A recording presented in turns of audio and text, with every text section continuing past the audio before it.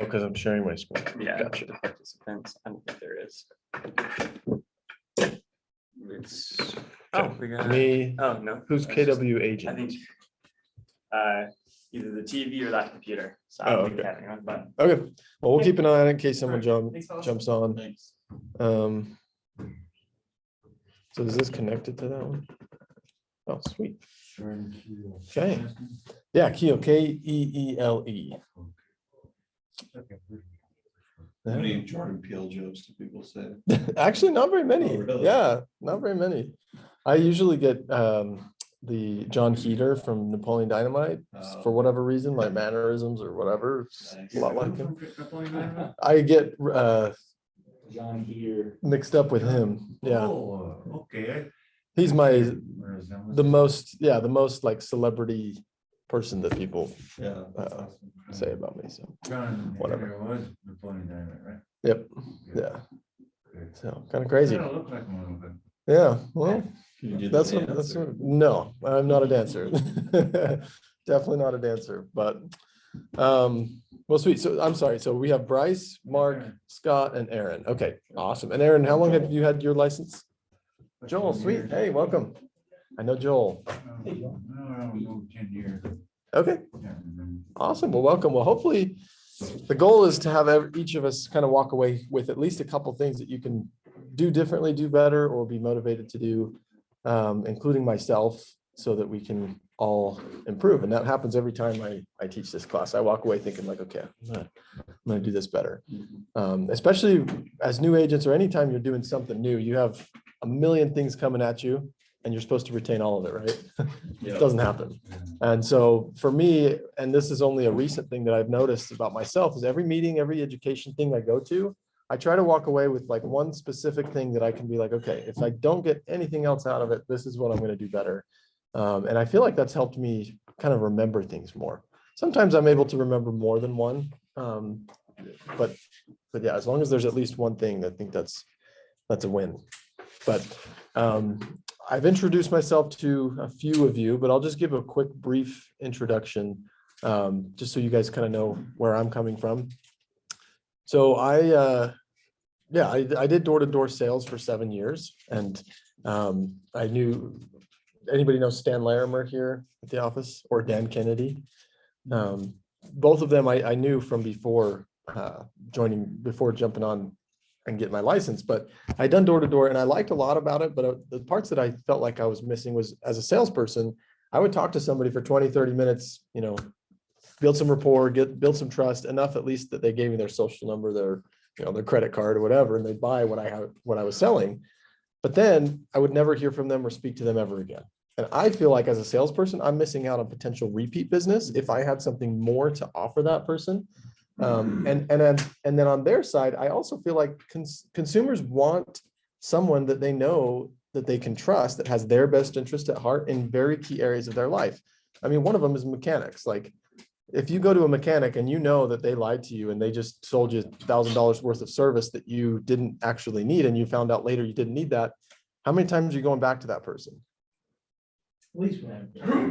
I don't think so, man. And then better yet, if your mom calls you or your sister or your whoever calls you and says, hey, do you have a trusted mechanic? How likely are you to say, hey, you should totally go to this person? Unless you have a really bad relationship with them, that's not going to happen, right? And so I feel like people want someone that they can trust, that once they use their service, they're like, man, that was so awesome. Now I'm excited to go and share this with my family and friends, because I know that they're going to be able to duplicate that type of service for you as well. And that to me is the only way to thrive in any business, is to provide such a good service that people naturally want to talk about it. Like, yes, referrals is a huge part of what we do, and we want our clients to know that that's how we get business. But at the same time, I feel like it does need to be more of a natural thing for them. And so a good reminder is always helpful, but to like oblige someone to give you a referral just because they have to, I don't think is a right way to do it. Because when they go talk to their mom, even if they do mention it, which is not likely, or they have a friend that talks about real estate, they're not going to bring us up unless they've had a really positive experience. So to me, that's my goal in any transaction with any client, is to just always be providing more value as much as I can, so that they walk away thinking like, man, that was awesome. Like, I want everyone I know to use you. So Anyway, I guess I got a little sidetracked, but that's what I was missing from the side, from the door-to-door space. And so I felt like, man, I want something. Plus I was selling direct TV subscriptions, like nothing I was really passionate about. I wanted to do something that was more meaningful. Although I was always, Really hard. I mean, it was doing that day in and day out for 7 years. 7 years. Yeah. You must know how to talk to people at the door. The thing is, and this may surprise you, because when I'm in a setting like this where I know I'm teaching, or if I'm in a sales consultation or whatever, I can be a little more talkative. But for the most part, I'm naturally an introvert. Like I would much rather just be in my couch and not have to talk to anybody. It's kind of interesting. But you get over it. And with the door-to-door thing, like to this day, I still knock doors occasionally with real estate, doing open house flyers and things like that. But it's still never something that I'm enjoy or am comfortable with. It's always gives me that anxiety. I love doing door. Do you? Sweet. And that's even better, Do you like take out people with you and go door to door sometimes? To be honest, I never have with real estate. Yeah, up to this point, but yeah, I'd be open to it. Yeah. But yeah, I love just doing door to door. do you? It is fun. It can be fun, but It's hard, but scary. yeah, exactly. Brings up those feelings, but But I've been doing that as a right-of-way agent for several years. gotcha. I don't know if you know what a right-of-way agent is, but land agent work. Oh, I okay. acquire the land rights for huge utility projects. Like Oh, nice. highway. So we have to actually physically go out and ask people for survey Yeah. permission, and I can't enjoy it. Yeah. You know, And that's the you thing, know, like there's lots of different ways to go about getting leads or finding business, right? Door to door is one of them. And I think that we should all, at least, especially at the beginning, kind of dabble with a little bit of everything to really feel like, where do you thrive? Because if you're like Mark and you find that door to door is great, like you like it, you're more likely to do that long term if you enjoy it than if you really just absolutely hate it and you just force yourself to do it. But then every time you go do it, you just hate in life. Like it's not a good career. No one's going to like that, and it's not going to last. So it is important to find something that you enjoy. But yeah, Mark, I know it's off topic. it's okay. The door to door. And I know how, we've talked before, and you farm in your area. Yeah. Mhm. Do you recommend, like I'm going door to door now, but would you just do like mailers or flyers in that little area, or what do you do? Yeah, 'Cause I want to farm my area like to the hill, but I agree. so. And do we all understand what farming is? And Yes, yes. you can be, have you heard of farming before? Okay, sweet. Farming is one way to go about finding business. And to me, it's been my, let's see, I had my numbers, but now I can't remember.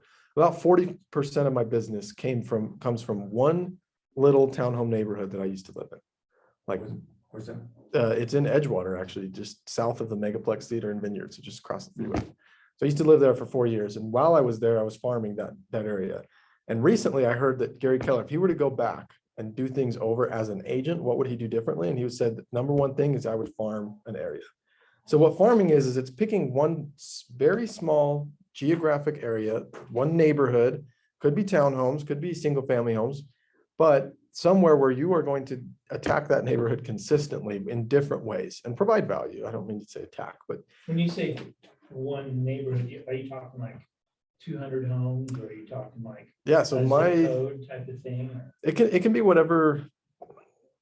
It needs to be small enough that you can consistently do business in that area time and time again. And it takes some time to kind of build that up.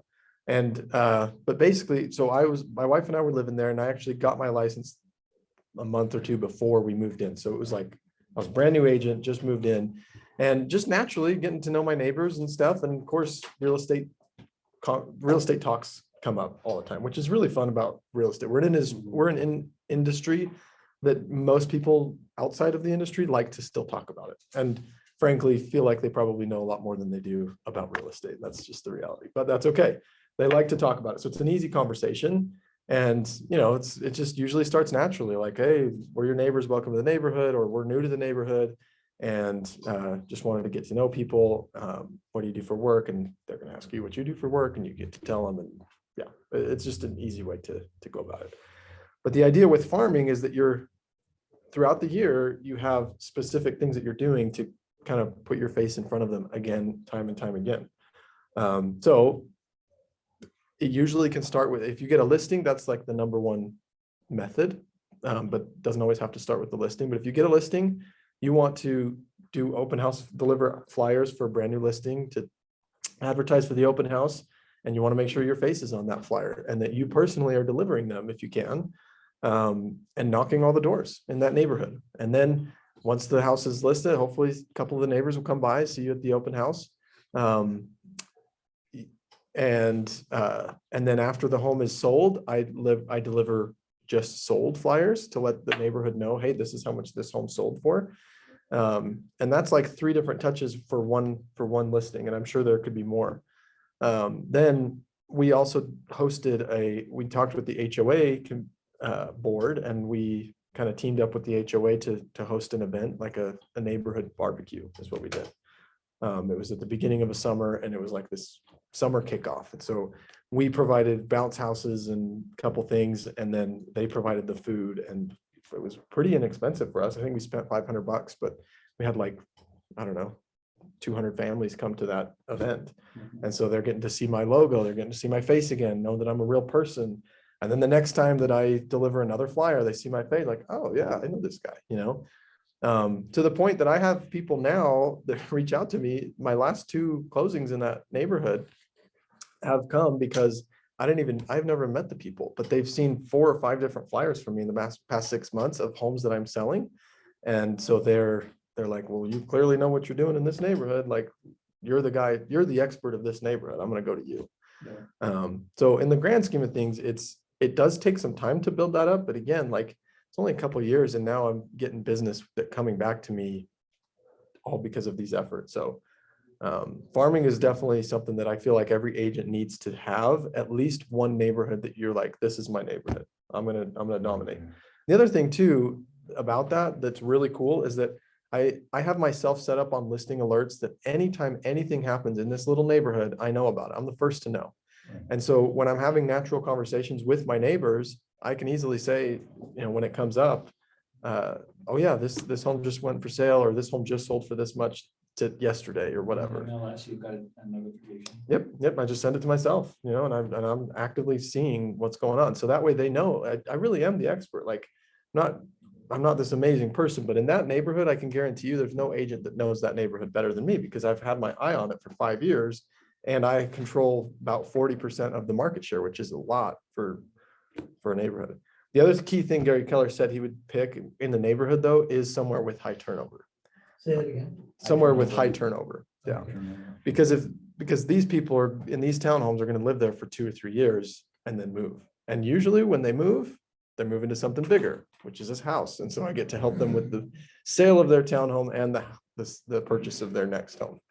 So it's a really fun process, because if you get this really luxurious neighborhood, maybe you can, I mean, I'm sure it works, I guess, but to me, that's just, it's a lot of work for probably not a lot of turnover in those types of places. So anyway, it doesn't have to be the place you live in currently. It could be somewhere close to you, or it doesn't have to be close to you. Just pick an area that you feel like, hey, this is the place I'm going to pick as my farming area, and just go for it. And just know that it takes some time, but it is so worth it. So is there ways to find out, like, other agents in that area farming it, or?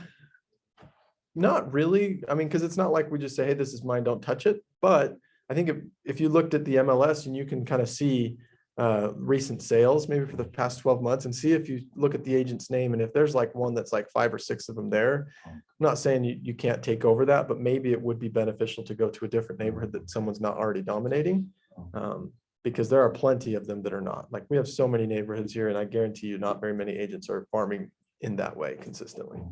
I was going to say, I think the percentiles very, very low, even though we talk about it, even downstairs, it doesn't get done. Yeah, it just doesn't. And that's the reality. Yeah. So very few agents, and that's kind of goes back to what you were saying, Bryce, at the beginning about how, like, not very many agents make it in this business. Right. But even if you think about the ones that do make it, how many of them are doing this type of stuff consistently? And that number keeps getting smaller and smaller. So, like, that's one thing I learned really quickly as an agent yes, we hear all the time how many different agents are here in Utah and it's hard to compete and whatever. But the reality is there's so many transactions going on and not every agent is doing all the steps that they need to do. And so if that can be you, you're gonna be fine. I guarantee you're gonna be fine. So anyway, yeah. Any questions about that? I know it's kind of off topic, but hopefully it's Sorry, I can get helpful. off topic. That's okay. I think that's a very valuable thing for all of us to do. And what's funny is I didn't hear Gary Keller say that until like a couple months ago was the first time I'd heard him say that. And I was like, how cool. It's something I've been doing, without really knowing. And I didn't come up with that idea on my own. It's actually from MREA, the red book, right? The Millionaire Real Estate Agent, which if you haven't read, that's definitely the first book you should read as an agent, because that'll teach you a lot. I reread it again a few months ago and just still learned a lot. It's the Millionaire Real Estate Agent. Here we call it the Red Book or the Red Bible. You'll hear. You can get that on Audible and listen to it. Yeah. So it's really easy. Yep. So That's I don't find the time to read, but if I'm driving someplace, because it seems like I can put it in. Yeah, It's perfect. so much easier. Sweet. Yeah, I think it's really helpful. So anyway, again, I kind of got off topic of my thing, but yeah, I've been an agent now for almost 5 years. It's been awesome. I've had a lot of great mentors here within this building that have helped me a lot and kind of evolved me into the agent I am today. And it's been awesome. I still have a lot of growth to do, which I'm excited about, but at the same time, it's been cool to be, I don't know, it's cool to be an agent. So you genuinely get to help people. And it's definitely something I'm passionate about. Nothing really changes your life more than the location you live. Like if you really think about it, like the home you live in also determines what friends are available to your kids and, what your commute is like and what grocery stores you shop at. And, like all of those little intricacies that we never really think about, that all depends on where you live, and the house that you choose. And so it's a huge deal. And then the other side is the wealth building that I feel like as much as we kind of hear about it, especially within here, it's amazing to me how many people I talk to that just don't know anything about real estate investing and feel like it's too complicated or being a landlord is too hard and whatever, but they don't know about all the amazing benefits that come from, and mostly financial, right? But like setting yourself up for life through real estate. I was talking to a friend yesterday and it was just cool to like see that click for her in her mind. And we've been friends for like 10 years and, she's bought a house with me and I've been trying to kind of plant the seeds with her and her husband about potentially investing and what's your next property and like, why do it? And finally, yesterday we had a really good conversation and she was kind of realizing that like, man, if we can get 3 or 4 properties in the next 5 years and then have those all paid off in 30 years, like we're getting $10,000 to $15,000 a month cash just because we own properties. Like how many of us would sign up for that? And, and that's if it takes them 30 years to pay them off, or if that's their strategy or whatever. There's different strategies, but even for her to just do that, like, yeah, that's so cool, So, okay. Well, any questions about me before we jump onto this one? Okay. Let me know. Stop me at any time if you have questions, even if they're off topic. I feel like the most valuable thing you can do is ask those questions so that you can get what you need to out of this class. But we're going to talk about making and receiving offers today. How many of you have written an offer before? Just so I kind of get a feel for who we have. Okay, so we got 2 of us. And have both of you also been on the receiving end of offers? Have you had a listing that you were receiving offers from? Mark, I know you have. Okay, sweet. Well, that's good. So we're going to kind of talk about that and some of the strategies and tips and tricks to make it more effective for you and for your clients.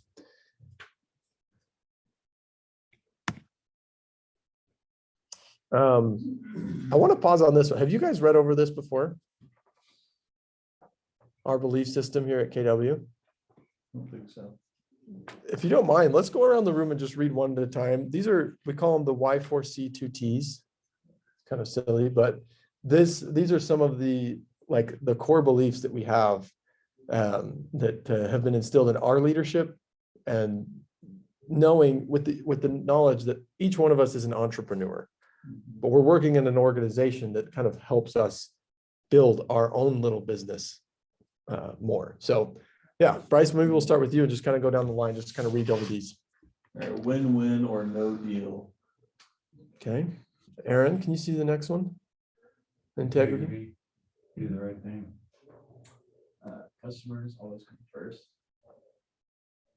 What's the acronym for Y4C2T? Yeah, so W, win-win, I, integrity, and then there's 4 C's, customers, commitment, communication, creativity, Oh, okay. and then 2 T's. I know, that's what it says, kind of silly, but Okay, all right. Commit in all things. Communication, seek first to understand. creativity, ideas before results. Teamwork together, everyone achieves more.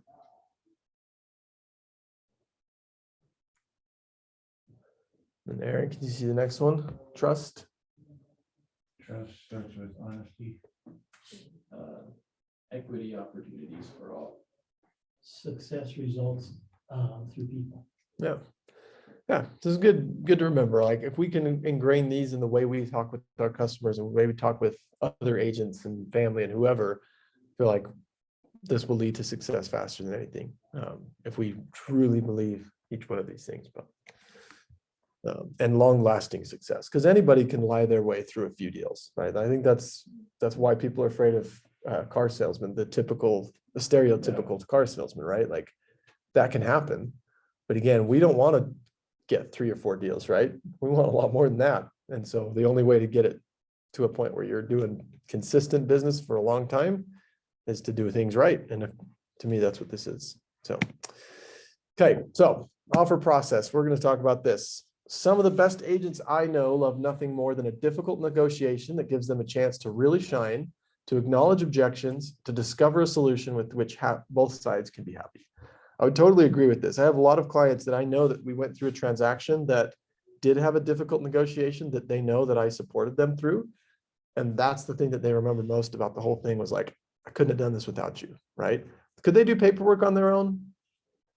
They can Google it, I'm sure. Like they can weasel their way through it. Doesn't mean that they'll be doing it in the right way exactly. There's a lot of risk with that.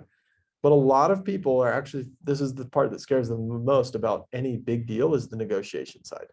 And so that's our job as agents, is to negotiate on behalf of our clients. And so the better at negotiating we can get and doing it in a win-win situation, like we talked about a second ago, and finding ways that we can make it a win-win for the buyer on the side or the seller on that side or whichever side we're not on, the more likely we are to have a positive experience, to give that a positive experience to our clients. So what are the 3 things that can happen? Let's say you have a buyer, they like a property, they say, hey, I want to write an offer. You write an offer and you submit it. What 3 responses may happen from the seller?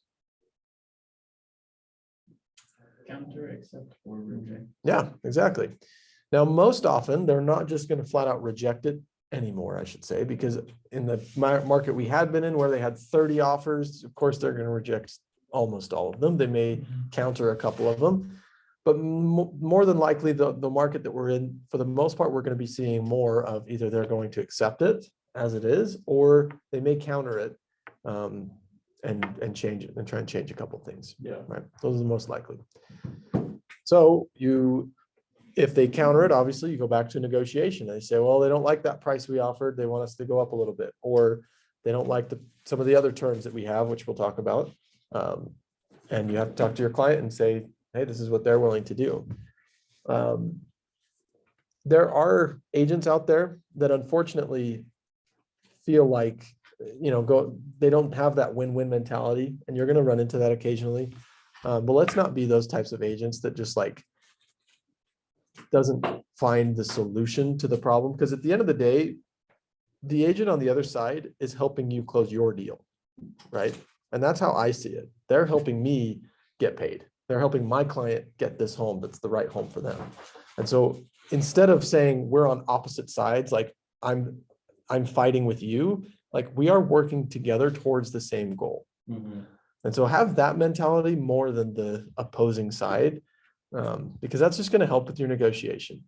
You guys heard of the book Never Split the Difference by Chris Voss? Mhm. It's a really good one. Helps a lot with negotiation, but yeah, like it's not very, like, some of us think when we think of negotiation of like, well, what are some of the things that you think of if I said this guy is an expert negotiator, what kinds of tactics do you feel like he may be using? What comes to mind? Or what's his personality like? Probably a dominant personality always comes across as I'm better. You know Yeah, what I mean? that's what I would think too, right? But what's funny is in reality, the true better negotiators are ones that don't come across that way. Very charismatic, probably. Yeah, they can be charismatic for sure. But yeah, it's about like helping find a solution and having the other side feel like you're on their side as well as your client. Like, yes, we have a fiduciary duty to my buyer, but when I'm negotiating on behalf of my buyer, if I'm just going at the seller's agent and saying, hey, you've got to do this, or my buyer's not doing this, and coming at it in a negative way or a dominant way, it doesn't usually turn out very well. I won't lie, there have been times where that's happened in my personal experience where the other side was more dominant, but still most of the time it's a better negotiation. It's more comfortable for everybody too, to not be like that angry dominant type person. Kind of to input on kind of, when you were the agent for the buyer is, my mentality I've learned is don't be afraid to ask. Yes. Know your playing field. Like, I've made some offers on places that have been days on market for like over 30 days. So that the seller's a little bit more willing to look at negotiations and stuff like that. Yep. And so, but if you don't ask, you won't know, and they can always counter. But like this last deal I did, I asked for the seller to pay all closing costs for the buyer, and they took it. Mm-hmm. And so, Yeah. don't be afraid to ask, because I feel like some people, new agents, they feel like, they get it. It's a long shot. Yeah. And so, Now there is such a thing as a low ball offer that's like way out of price range. But what I have found, and this is a recent example, I was representing the seller down in this neighborhood that I told you about that I farm. They had their house on the market for a couple of weeks. I knew their situation. They were not in a position where they needed to rush. Like they were going to go move to Arizona, but the job was flexible. Like they had plenty of time to do that. And we hadn't gotten any offers in a couple of weeks, and because the market they've been shifting, and we're at where we're at now. But we've had one client that seemed to be interested, one buyer. And so what I told them was, hey, let's I had conversations with the buyer's agent, and he had kind of told me that like, yeah, they really like the home, but it's just out of their price range. Like they just can't quite afford it. And I said, well, let's just, we'd love to just see an offer and just see what they can do. And, I'll talk it over with the sellers. They sent us an offer for like 30 grand lower than what my sellers had listed it for. And I was just like, yeah, there's no way that that's going to happen. But as doing my job, I presented it to the sellers, and they said, well, we could go down as low as, if they can come $5,000 more up, I think we could do it. And I was shocked because I did not think that they wanted that, but they said that. And I said, okay. So I went back to the buyers, and sure enough, okay, we can do $5,000 more, magically. Yeah, and you don't know, that might mean them being able to get into their new house that they've been waiting for. Yeah. Get to their job that they're waiting for. Yeah, exactly. Similar. And what's funny is that people, when it's that short of like that much of a difference, not very often is a deal going to fall through because of $1,000. Although it can happen because sometimes both the buyer and seller get so emotionally caught up with it, and they're just like, no, that guy's a jerk, I'm not giving it to him. He has to pay $1,000. And that's part of our job as agents, is try to keep the calm. And that's why one of the most undervalued pieces of what we do is to take out the emotion from the deal and just say, look, this is a beautiful home. You love this home.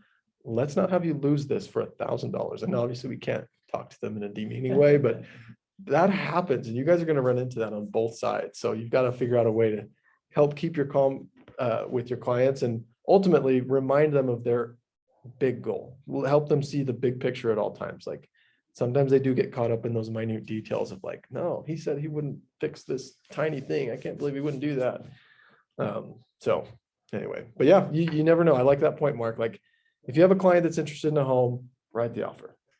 even if it's not even close to where they're at, because sometimes that will at least spark something that both sides can come to an agreement for. But if you don't even write the offer, then how do you know? You never figure it out. So some clients are like, no, I don't want to put you through that work or whatever. But you got to kind of gauge if you feel like, I don't know, you don't want to waste your time either. But again, when they're doing things actively towards getting a home and putting in an offer, I think it shows that they're like something happens with their brain that they get more excited or more invested in the process, even if it's not with that home, maybe it's with the next home because they got this close to getting one. So yeah, good point. Okay, so any ahas so far? My aha was the farming and a neighborhood, just pick one and one that was central. Sweet. Yeah. Cool. Okay. All right, then we'll talk about prepare the offer. So again, you got a buyer, they like this home and they say, hey, I think we're ready to move forward. What are the steps? Here's how you prepare to write the offer. Number one, of course, you want to make sure the property is still available. How do we figure that out? Okay, that's step one. Is that if it says active, are we guaranteed it's still available? No. Not always. Sometimes, because how much time does an agent have to update the fact that it went under contract? So 24 hours. I think it's 24 hours, if I'm not mistaken. But it has happened more than once that it was longer than 24 hours. It could be, Someone could have just accepted 10 minutes ago. Or it could have been now, just- so, yep. you know. exactly. So yes, Aaron, I agree. That's the first step, is to check if it's active. But then once you see that it's active, then I would Call the reach out to the agent and say, hey, I have a client that's showing interest in your home. Is this still available? Yeah, because again, you don't want to write a contract just to find out that, oh, we already accepted one. Sorry, like that was a waste. Are most agents pretty responsive, or are there times where you're like, They are oh my most, gosh, I couldn't get it? with texting, I would say. Most agents are pretty responsive. But yeah, occasionally you may get somebody that doesn't respond for a little bit. And a lot of times those ones will have a second number that you can call, or a second agent that's co-listing with them. Yeah, I don't feel like I have a lot of issues with that Yeah. very often. So yeah, that's the first thing. Check if it's available. Number two, build rapport with the listing agent. How do you do that? And why? First, why is that important?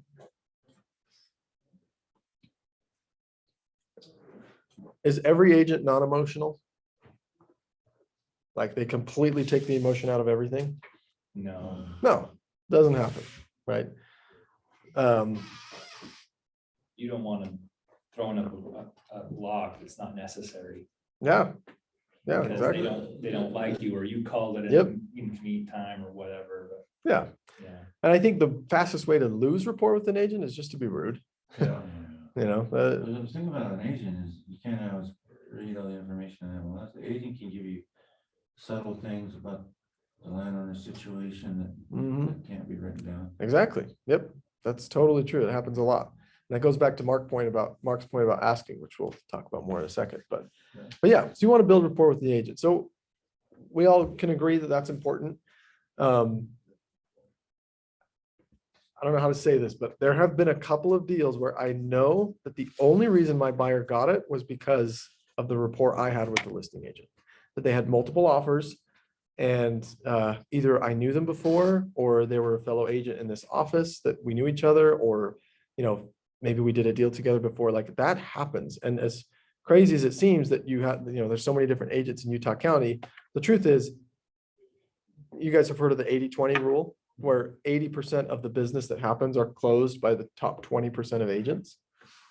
That can be applied. So you're going to run into the same agents multiple times. It's going to happen, and they're going to run into you as you get busier. So the rapport doesn't necessarily have to start the day that you find out that they are the listing agent. It could have started years ago. So that's a good principle, just overall. Just be nice to other realtors. You don't have to have a separate agenda, but like, just be nice to people. And it can be hard because, again, there's times where they get emotional and it makes you get emotional, and, you know, they're being mean to you or whatever. Like, it's going to happen.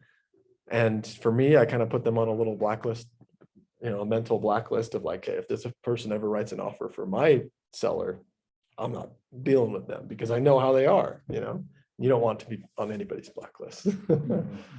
So building rapport. So how do you do it? We talked about the long term, but then how do you do it in the moment? If you've never met that agent before, how do you build a rapport? You just, be kind, I guess. Yeah. Talk about the landowner and the listing. Yep, exactly. Ask, talk in a way that says, is it all right if this, or maybe ask them for, I have an offer coming up. Are you going to be available? Don't try to just force it down. Exactly. Yep, I love it. That's exactly right, because we do have to have a conversation, but it can be done in a way that's just positive, and they just feel like, yeah, that's a good agent, you know? Yeah. And so that when they see your offer come through, they have good feelings about it from the start. So I would ask, inquire about the activity. That's number 3. There, as a listing agent, we have fiduciary duties. One of them is confidentiality. So if I know that my seller has to sell by the end of this month, or else they're not going to be able to close on the house that they're under contract for, can I tell that to my buyers or to the buyers that are asking about the property? Not unless the sellers have said. Exactly. Yeah. So as long as the sellers have told me, so if they have told me, don't tell anyone this, because we'll have a conversation, because I'll tell them at the listing appointment, hey, this is coming up. We will have buyers agents ask, what's the seller's situation? What would you like me to tell them? And we'll talk through different scenarios. Well, if I tell them that you're about to move, they may think, oh, the seller's in a rush situation, I can offer a lower price. Or if I don't tell them, then maybe they're not, active enough to hurry and get something in. There's no urgency there. So we have that conversation, but whatever they decide at that point is what I can say. However, there are times where I'm pretty sure that the agents did not get permission to say certain things that they still said. But the only way they say those is if what? I, as the buying agent, You ask. So I always ask. And I ask pointed, direct questions, because if they don't have an answer prepared already, most of the time I'm going to get the truth out. So such as, how many offers do you have? Just straight up. How many offers are on the table? Because some agents will say, seller hasn't given me permission to talk about that. Okay, no problem. That's fine. But a lot of agents will tell you. Most time they'll just tie it right up, even before asking. Yeah, sometimes they will. That's true. And I can't say that they're all lying. Like sometimes they do get permission from the sellers. I'm just saying that I know that it happens sometimes when they don't. But either way, as the buyer's agent, if I can find that out, that helps my buyer. How often do you feel like the seller's agent puffs up? You know what I mean? Or Yeah. exaggerates what's going on. I'm saying, I don't want to say lie. Yeah. You know what I mean? Oh, I Because get they it. have every opportunity to say, we've got 3 offers. And if you don't get your offer in the next 24 hours, it's going to be gone. Yep. And that way you don't know. Yeah. And that's to be honest, that's one of the things I dislike the most, because I don't have a great answer for that. Yeah. I feel just off of my feelings that definitely happens, where you call and, oh yeah, we've got 5 offers. Sometimes you can kind of see right through it. You're like, you've been on the market for 40 days. How do you have 5 offers today? Like, Yeah. that's not true. Yeah. So sometimes you kind of get that feeling, but at the same time, you have to give them the benefit of the doubt, because if you say that that's not true, and then the next day they go under contract, your buyer missed out, then you look like the fool. Yeah. So it is a tricky thing. I actually did make an offer for a buyer, and the seller said, I have multiple offers, and come to find out, it stayed on the market for another. Yeah, there you go. 40 days. Yeah, that's the other way to find out, is if your client doesn't end up offering at all, and then you see that, like, yeah, they didn't have multiple offers, or. And then you have to wonder about that.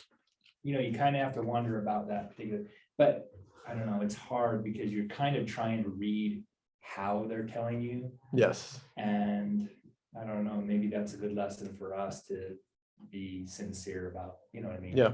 We're So- hoping that selling agent is honest, because Yeah. it's gonna catch up. And I would say most of them are, Yeah.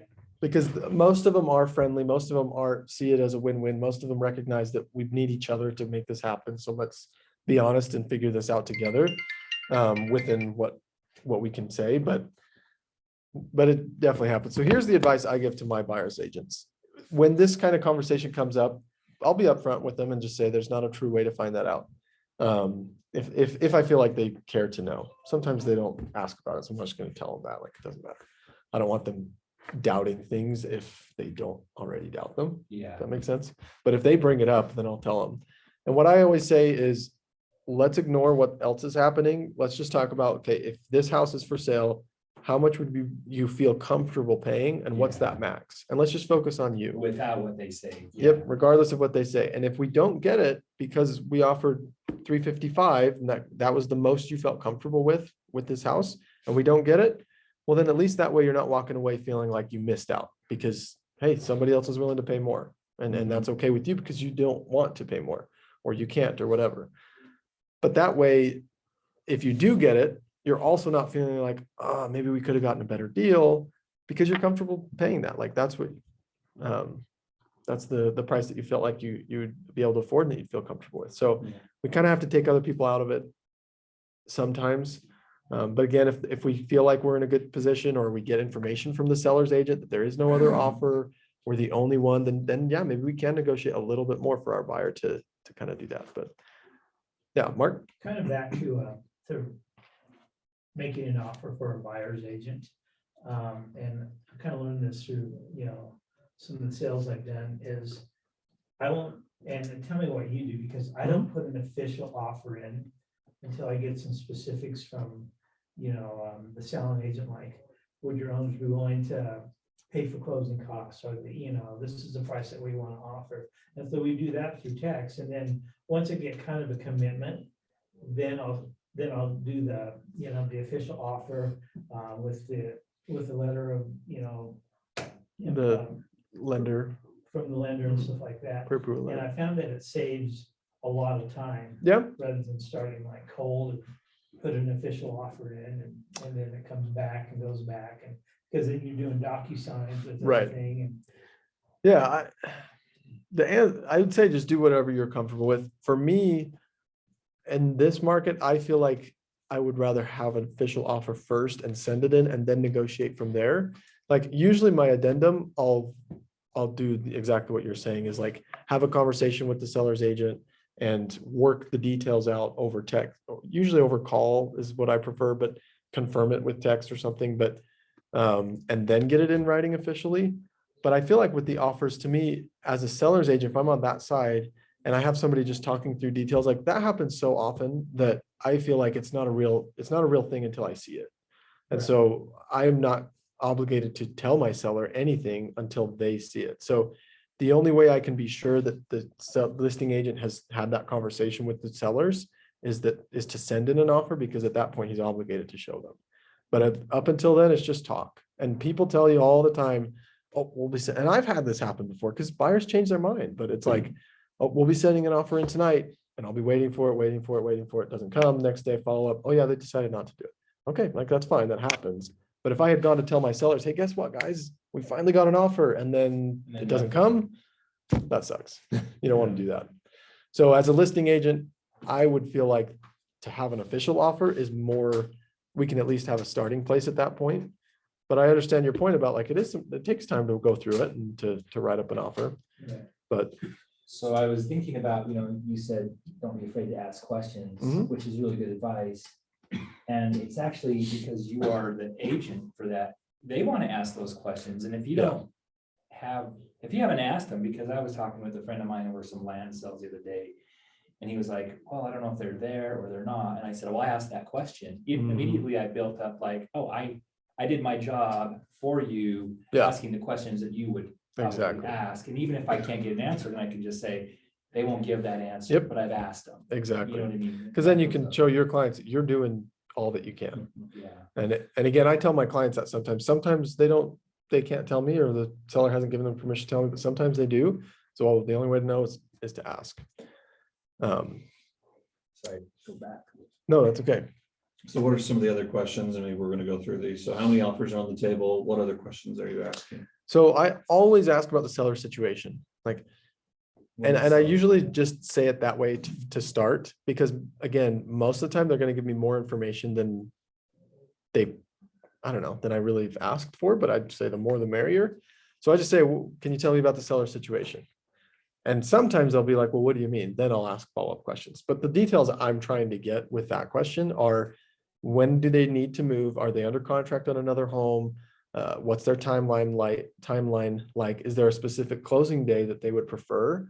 Because that we can be flexible on. Like anything my client can be flexible on to match their needs is going to give us a better chance to get the offer accepted. So if it's something my client, like, I don't care if we close this week or that week, then okay, well, the seller does care. So let's match what they want. So yeah, timeline is the biggest one. And then other offers are like the two biggest things. And then I usually say, is there anything else that would be ideal for your sellers to see in an offer? And people want to talk. Yeah. Say more than they probably should. Oftentimes, yeah. Most of the time. Mhm. People want to talk because they want to show that they're the expert. Yep. Yeah, that's true. Now, one situation that comes to mind recently, for me, it was kind of funny, but I was representing the seller and we had this conversation, and again, we talked through in our listing appointment, what would you like me to tell people when they ask about other offers? Blah, blah, blah. Well, they told me, like, we don't want to tell them anything. I say, okay, that's fine. I can do that. So we get the listing. We had a ton of activity because it was a really low priced single family home that was in American Forks. It was really good. Like a rare thing to come up for, like, I can't remember what we listed it for, but it was like 400,000 or something. So it was a really good price. But we got a ton of attention, and I had multiple agents tell me that they were sending offers. Some of them did, some of them didn't. But one of them specifically asked some of these questions, and he said, "How many other offers are there?" And I said, "Sorry, the sellers haven't allowed me to disclose." And he got really mad. He said, "Of the 30 years I've been doing this, nobody's ever given me that response. You know, you can tell me." Like, it's fine. I'm taking the emotion out of it. What's really funny is, again, trying to take the emotion out of it. They did end up sending an offer, and their offer was the best. And here's the cool thing. Their offer was $15,000 higher than the other offers. So because I didn't disclose anything and I stood true to what we talked about, my sellers got $15,000. If he had known what that other price was on the other highest, how much more would they have offered? $1,000. Maybe $1,000. Yeah. And my seller, without even knowing it, would have lost or wouldn't have gained that $13,000 difference, or 14, whatever it was. So yeah, but definitely on the buying side, ask as much as possible, but on the selling side, be sure and get permission from your sellers. Talk through the different scenarios of what couldn't happen. Because there have been sellers where they're like, yeah, I'm okay if they know everything, because they're in a pinch. They got to get going. And I don't care if obviously they want more money than as much money as they can, but at the same time, they really don't want to miss out on this house. So if that means they can lower their price $5,000 to get somebody to just go for it, they're willing to do that. Like, it just depends on their situation. So talk through it with your sellers beforehand, what they want you to disclose and what they want, and then stick true to that. Because the worst thing that could have happened, and sometimes the sellers may not even find out, but what if they do? If they found out that, hey, we said not to say anything, you told that agent this, how do they feel about you?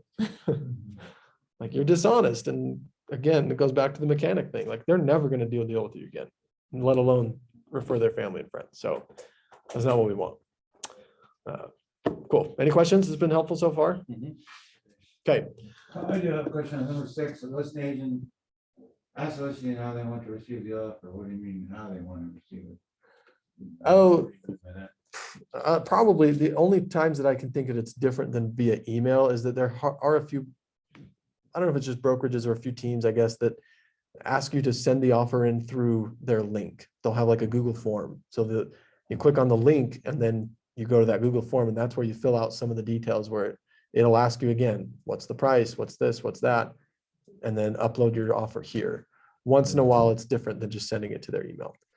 But regardless, you always want to confirm that they've received it. Every single time, at the bottom of my email, every time I put in an offer, I say, please confirm receipt when you have a chance. And then I also send them a text immediately after saying, hey, I just sent over the offer. Let me know if you see it, just to make sure, because it has happened before where for whatever reason it goes to their junk, or if you have it gets lost. Team putting it in for you. Yeah. Want to make sure they receive it, because you don't know how sometimes there's a lag in communication with your team. Yep, exactly. And then if I don't hear from that listing agent that they've received it within, depending on the situation, if I know that they had to have it in by a certain time, I'll call them at that time if I haven't heard back to just say, hey, just want to make sure you saw our offer, or whatever. But if I haven't heard from them in a couple hours, I'll give them a call just to confirm. So, because it's extremely crucial that they see the offer, otherwise we have no shot. And if you're solo, I don't know, you guys probably work with Jen, we will, and there's an intake sheet that you fill out, and There you go. then they make the offer official, attach it, they make it. Yeah. Okay, so that's how they want to receive it. Obtain the buyer's pre-approval letter from the lender. At what point should you guys have that? Do we all know what that is? Yeah. Let's back up, actually. What's the difference between a pre-approval letter and a pre-qualification letter? Are they the same thing? Sometimes those are used interchangeably. I've heard this. So one is kind of just the basics. It doesn't give you the full picture. Yep. And the other one is an official, we'll lend 500,000 or whatever Yeah. that is. Yeah, exactly. The pre-qualification, all they did is had a conversation with the lender, and that was probably it. They didn't pull credit. They didn't check job history. They may have said, well, yeah, he said he makes this much money, so that's what we're going off of. Right. That reminds me of 2008. That's a big problem we Yeah. had back then, is that they could do stated income loans where lenders would just say, well, how much money do you make? Oh, I make 250 a year. Without Okay, sweet, let's do it. Yeah. But now what do they have to ask for? They- 32s, Yeah, Pay Extra stubs, terms. tax- all the stuff, right? They have to confirm that you have this. And not only that, but they also confirm, like, I don't know, is it a couple days before they close that they still have that job, that nothing has changed, right? So, yeah. They pretty much let you do anything back then. Yeah, exactly, which is why we had a big reason why we had one of the problems. There was a lot of reasons, but that was a big one. So anyway, yeah, that's the pre-qualifications. It's just a letter. To be honest, most lenders don't even do those anymore, because at least not the more serviceful lenders. If you do like I don't know, Rocket Mortgage or something, there's a good chance that maybe they'll give you something like that, pre-qualification. So talk to your buyers, make sure they know that they need to get a pre-approval letter. Yes, they're going to pull credit. That's okay. Yes, they're going to check your income. You have to do that. And I tell my buyers, the hardest part about this whole process is sending in your documents to the lender within a day or two, because a lot of times they'll be missing one sheet and they can't get that. And then it takes a couple weeks. And now it's like, we're just waiting for that one. Where you're at in your career now, you've been doing this for a while. Will you even show a home without a pre-approval letter? Will you drive around and do all that, or no? I'm gonna share a story. I don't know if I've shared this with any of you guys before. It's actually my cousin, who finally, I think we're on good terms again, but took a while. This is one of my biggest mistakes, biggest learning lessons that I don't want any of you guys making. I had a cousin early on who comes from a wealthy family, and she has her own business, and her husband, who I didn't know very well because they were pretty newly married, but seemed to be doing well in his career. This was one of my first deals, like back in 2018. And they were like, hey, we want to go see homes. Great, let's do it. So they sent me we set them up on a listing alert. We went to see some homes in the $600,000 price range in Draper, which today would probably be closer to like 900,000. So they were like nice homes. And we start seeing a few homes, kind of going through the thing. And within 3 weeks, I'm driving up there because I lived in Vineyard at the time. So it was a bit of a drive, and we would see 4 or 5 homes a night. And so it was a lot of homes. We finally saw about 25 homes, and they were like, hey, this is the one, let's do it. So I was like, sweet, let's go for it. We wrote an offer, and then had them talk to the lender. And what do you think happened? He didn't qualify. They only qualified for up to 400,000. How do you think I felt at that point? I was like, worst agent ever, right? Like we wasted so much of my time, so much of their time. But then what the interesting thing was, I said, okay, well then let's start our search over. Let's redo it. What do you think happened to the next 5 homes we saw at $400,000? How did they feel about them? Garbage in their eyes. They're all trash. They hated them. They were so different. They took so long to decide, first of all, on their home that they wanted. And now that was like way out of the picture. So it was a horrible experience, wasted a ton of time. There were some other things that happened along the way, luckily not by me, but that they kind of, I don't know, Dean could tell you more about how things went with that situation, So but what would you do today, as far as the seller calls you and says, the buyer, buying this house in this range? yeah. You ask them for a pre-approval letter? So my rule is how and then on the flip side, I have had experiences where sometimes the first time I meet somebody is at a showing where if, especially if you're doing buyer leads or something like that, you get them online, they say, hey, I want to go see this house. I don't want to turn them off by saying, hey, well, do you have a pre-approval letter yet? Because I'm not wasting my time with you over the phone. So my rule is I will show anybody a home one time. I'll show you one home. But at that point, we'll have a conversation at that home. Have you spoken with a lender? Okay, no problem. Let's have you talk with the lender, and I'll share bits of that story, and you guys can repeat that story and say, hey, I knew an agent that did this, because they'll understand that, like, okay, yeah, I get it. Like, let's not do that. Let's make sure that we have this. Because I told them too, the other thing I tell them oftentimes is, as a door-to-door guy, we're taught all the time, like, write off as much as you can so you can pay as little taxes as possible. And so that's what I did, because that's what I was taught. When I went to go buy my first house, I showed that I made $23,000. And what do you think the lender told me? You don't make enough money. You can't buy a house. And I'm like, well, no, but I actually made a lot more than that. But they don't care. They want to see with sales jobs, they want to see 2-year history, right? So I'll tell them that too, like, because sometimes it's not that you don't make enough, because I don't want them to feel bad that, like, well, you're not good enough to buy a house. Like, sometimes it's not that you don't make enough, but sometimes it's how we structure our taxes that we're never taught. And so a lender is going to just double check all that and make sure it's good. And if nothing else, they'll at least be able to say, hey, these are the things that we can do for next year so that you'll be in a spot to buy a house. So you never brush off somebody saying, well, you have a pre-qualified letter, if they call you. Right. Yeah, because I think I'll lose more business that way. But I also want them to see that, hey, I've got their back just as much as my own, that after the first house, like, let's have you talk to a lender, because if they're not going to talk to a lender, what do you think may happen? Are they really a serious buyer anyway? Probably not. Like, it's probably not a good idea for me to go waste my time showing them 15 homes that they don't even want anyway. They're just curious, right? I want to keep them in my pipeline. I want to keep reaching out to them, but I don't want to show them homes unless they're ready to buy. Okay. Right. So is that an okay rule to follow? I think it's probably a good rule to have. Because you might be at an open house or something and meet someone for the first time and they're like, Mhm. we love this house, but we want to make an offer. Yeah, exactly. And you're like, great, yeah, let's write up an offer. And then I'll just go right into, have you spoken with a lender? No problem. Okay, I'll get you in touch with one that I know works weekends, and he can, or she can Help you get a pre-approval letter so that we can do it. Because the other thing too that I'll tell them, and this is true, when you send in an offer without a pre-approval letter, what does the seller do about that? They'll kick it right back. to you. Yeah, they're like, hey, cool, this is awesome. Let's see a pre-approval letter, or else this counts as nothing. Like, it doesn't mean anything. So I call it the golden ticket. The golden ticket to seeing homes is give me your pre-approval letter. Isn't the high caliber homes like you're over $1 million? Some people won't even let you walk through the home. Oftentimes, yeah, they have those rule. They want to see a pre-approval letter before they'll even accept a showing from you, or proof of funds. Yeah, So, not everybody, but yeah, I've seen that more than once. So, all right, so pre-approval letter, that's a big one. Review MLS. Oh, the other thing I'll say about pre-approval letters is make sure you've got a good lender. Now, we happen to have somebody that's awesome, not quite in this room, but kind of. Mark's wife, if you guys met Sheila. Yeah, she's awesome. But I'll tell you one quick bad experience that I had with a lender once, that I had a friend of mine, it's actually my wife's best friend, and her husband, that wanted to buy a house. And so I asked them, just as I do everybody, do you already have a lender? And they're like, oh yeah, my cousin told me to work with this person. I'm like, okay, sweet, let's do it. So I didn't ask any questions more than that. Well, long story short, it was a horrible experience with the lender. Like, the lender had so many issues. She was brand new, but also was not getting any help from anybody. Whether that's her not asking or the team she was on was not supportive, I don't know.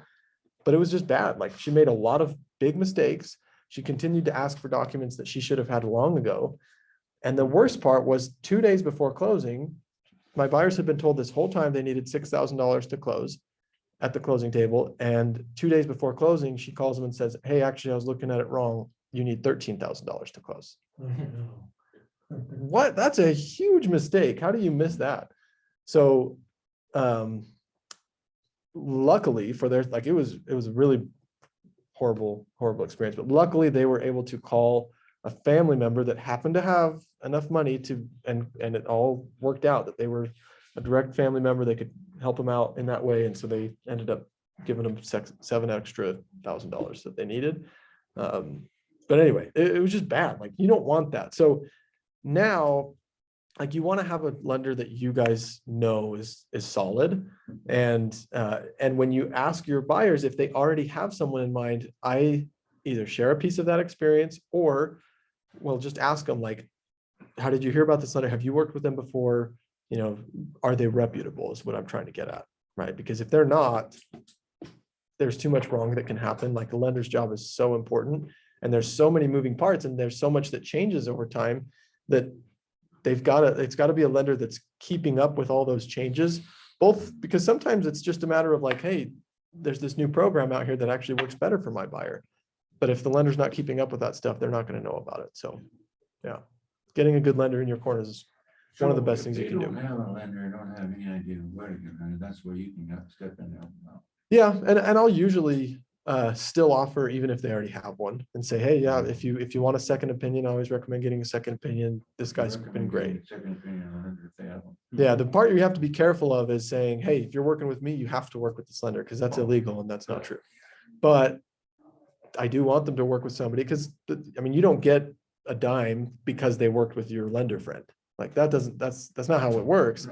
And I tell them that, like, it's not like I get paid for it, but I just know that this is going to be a much better experience for you. And so that's why I want you to work with somebody that's reputable. So if you don't have anybody like that already, I'd be more than happy to set you up with somebody. And most people will be like, okay, well, yeah, give me their number. Like, they'll at least have a conversation with them. So, okay, review MLS and tax records. I know Joel was at the meeting yesterday with Clay. Mark, I think you were there. Yeah. Okay. Thought I saw you there. Maybe anybody else go to that class yesterday? Okay, no worries. We talked about this a little bit, but on the MLS, you see the clickable tax ID number, right? Have you guys ever clicked on that?Maybe not. You do know what I'm talking about? Yeah. Okay. It's highlighted in like in blue or something. Yep, exactly. It's just a little bit below the price. It's pretty up there, but if you click on that, it'll take you to a new screen that's like the MLS extracts this data from Utah County records and shows it to you, or whatever county record it's in, and it'll show it to you. But the main thing you're looking for is who's on title, like what names are on title. Why does that matter as a buyer's agent? To make sure the right person's selling it. Yeah. Fraud. Yeah, that could be. And the other thing is just making sure that you have the right name, because the sellers are going to have to sign this, and you want to put the seller's name in the offer. And so that's where you'll find it. Right. Do you, what kind of, now I know you go on the internet and you get off and get the tax, are you looking for a property card? You're looking for Vesting deed, what are you looking for? Honestly, all I do is check that at this stage, is check their name, check the seller's name. So you're pretty much just looking for the name. Yeah, that's all I do at this point. Once we go under contract, so the seller accepts it, immediately I send that offer to the title company so that they can check the PR and all that. Because yeah, there's more to it than just the name. Maybe they have, I don't know, they could have a family trust associated with it that you need to know about. Maybe they have. Could be under an LLC too. Yeah, exactly. Another thing, to help you out for writing an offer is if you click on that history button on the MLS, it shows how often they've lowered the price that's been on the market, and how it on the MLS sheet itself, it just shows a reduction of price. But if you click on the history, it shows how many times they've dropped the price. Yeah. And everything. So Where's the history at? Is it on? I think it's right next to the tax ID, right? By the tax ID. Yep, and it just says history. Yeah, that's a really good point. So, Which also reminds me of something else that I don't remember if we talk about this later or not, but I don't want to miss it because it's important. If a home goes to the market, and again, this is really important for you to educate your buyers with too, because you don't want to set them up for failure. Naturally, every buyer wants to get a good deal, right? That's true. But if a home just goes to the market for $400,000, how likely is a seller going to accept anything lower than that in the first day? Probably not. It's probably not likely. Yeah. If anything, they're going to want something a little higher if it's the first couple of days. In this market, probably, I mean, depending on the comps, you want to go see what the comparable ones have sold to and see maybe they're listing it lower than normal, maybe they're listing it higher than what the market's telling us. So you do want to know that information, but for the most part, sellers are not going to accept anything lower than that at the beginning. And so I tell this again, long in advance, not necessarily at that day unless they need a reminder. But my buyers know before we see homes that like if it's only been within a week on the market, we're probably going to need to write at least at value or higher. If it's been on the market for more than a couple weeks, there's more flexibility, like Mark said, and that's not always. Sometimes the seller's like, no, I am absolutely not selling my house unless I can get this price. And that happens sometimes. They're like, even if it takes 3 months, I'm going to wait for this price. And if I don't get it, that's fine. I'll stay here for another year. Like that can happen. So sometimes you get those sticky sellers, but a lot of times they're more willing to be a little more flexible after a while. But I've also noticed that same principle applies to price reductions. So if you click on that history, you'll see when the last time, like you'll see at the top, $399 is where it's priced at, original price $450. So you're like, wow, they've already gone down 50 grand. But how long ago did they last reduce the price? And if you'll see in that history that it was just today, how likely do you think they'll accept anything below that price, that new price? That's a good idea, yeah. Right? Probably not.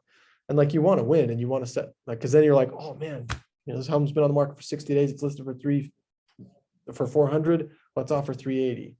Like at that point, you're probably not very likely to get that. So Yeah. they just reduced it again, because in the seller's mind, like we just lowered it another 20 grand. Like we're not going another 20 grand. So just to kind of save you some time, and that way you're not on the buyer side thinking like, oh yeah, they should totally do this at 380, and then they come back and say no, we're staying at 400. Then your buyer's mad that like, you know, we both thought that they should do this. They're being unfair, when really like you're not seeing the full picture. So thanks for bringing that up, Mark. It's really helpful. Unless maybe if you have all cash. It's true, and you never know. Then it goes back to the asking thing. Close next week, Yeah, all cash. you never know. A lot of Yeah, times that outlet happens. feels good. I think the more research you do, the more prepared you are. Like that's a big Exactly. piece of it. Yep. Totally agree. And again, the point that we made earlier, how many agents are doing all of these things every time? Probably not a lot. It's not a lot. So if you guys can be those guys that do it, you're gonna see success a lot faster than. When I think An you get a average. good reputation, I remember Clay, when I bought my first house, he helped me, and I remember him getting off the phone and being like, man, that agent was awesome. Yeah. Like, and I remember asking him like, what do you mean? Like, Yeah. he was like, it's just, she knew what to say it, how to work, like the transaction was so awesome. Yeah. And he probably remembered her. You know Yeah, what I mean? exactly. It was And you like, do. man, that- And you're like, hey, this is a great. And so when a listing comes up and they see your name Mhm. or as a listing agent, they've got buyers, I'm sure people are just like, Yes. it's Jordan. Yep. It's awesome. 100%. So that's cool. It happens. Okay, next, produce a comparative market analysis. I briefly mentioned this a second ago. You guys, that's the CMA, right? There's classes that you'll be able to take and get better at that with time, but that is a crucial piece. Why does that matter as a buyer's agent to do a CMA before you write the offer? So the CMA, which is where you do the comparative market analysis. Why is that? Why does it matter that we as a buyer's agent do one of those for our buyer before we write the contract? To make sure they feel comfortable with the offer. Okay, Yeah. in what way? That they know that they're not getting ripped off because Yeah, all these houses have sold for blank and you're right in that same ballpark.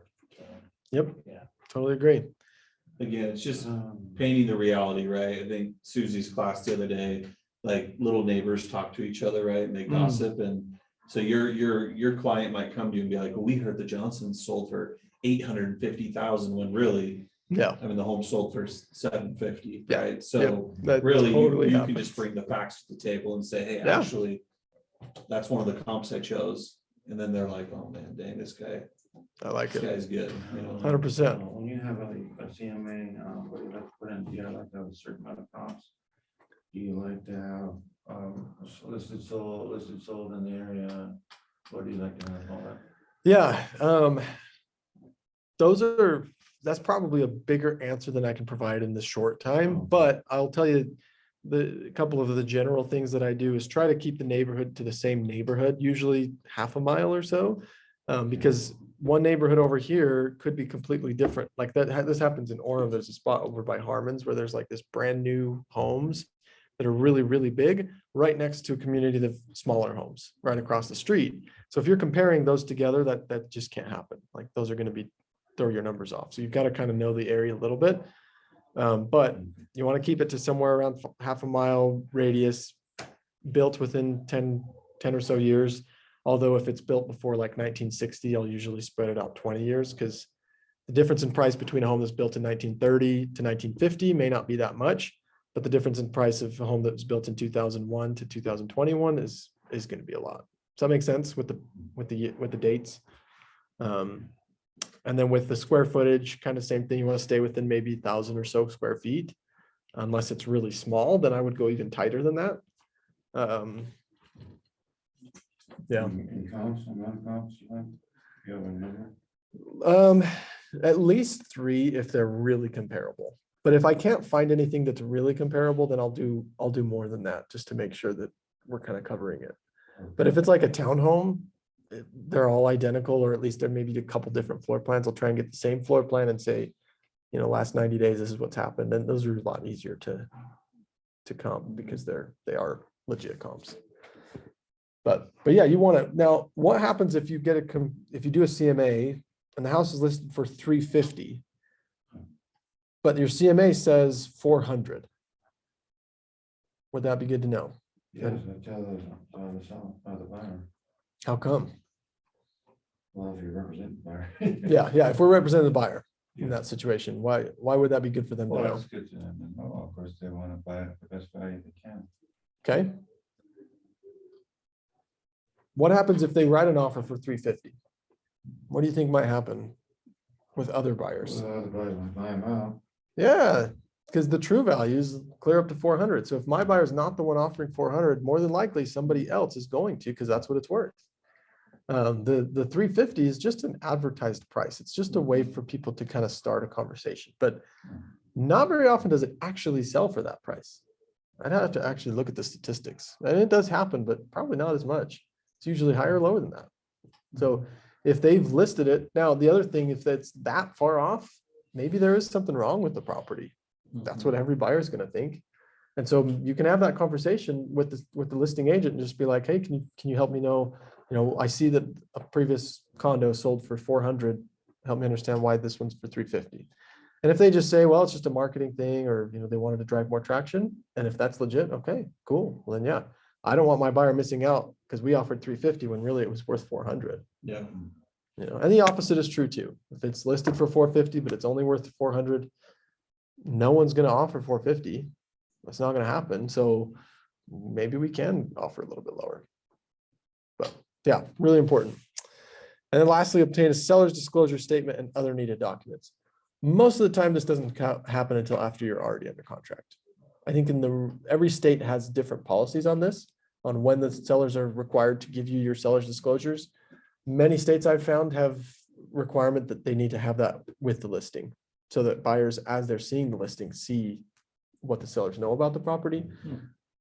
It's not a requirement here in Utah. Sometimes you'll see that happens on the MLS and the attached documents. They'll have the SPCDs, but most of the time they don't. So usually that step happens after. Okay. Any ahas from preparing to write the offer? We've got about 30-40 minutes left. We're right on pace. It's all just good Cool. info. Okay. Yeah, just what questions to ask and all that stuff's been really helpful. Yeah. You need like legal descriptions on the offer, or just addresses or name? If it's a home, like a residential property, then usually just the address is fine. But there have been a couple instances where I've helped somebody buy or sell land, and the legal description may be crucial there because it's really hard to find, or doesn't really have an address.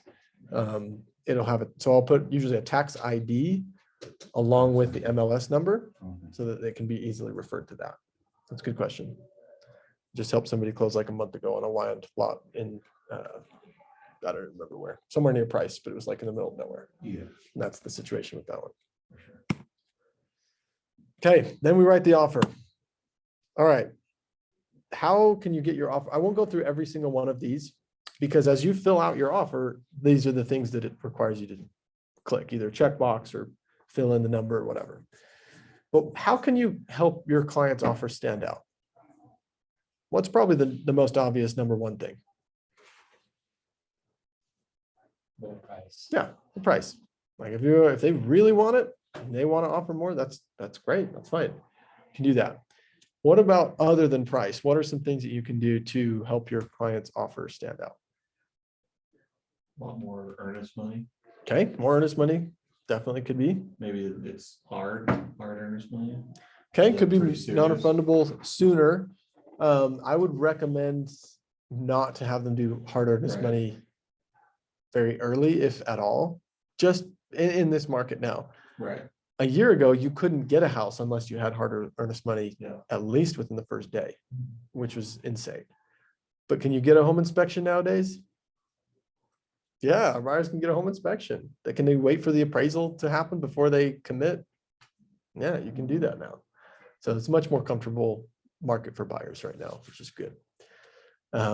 But yeah, if you do need to be more aggressive, that is one of the tools that you can use, is to up the earnest money deadline so that just shows the sellers that, hey, these guys are not going to cancel. They're not going to lose their $5,000.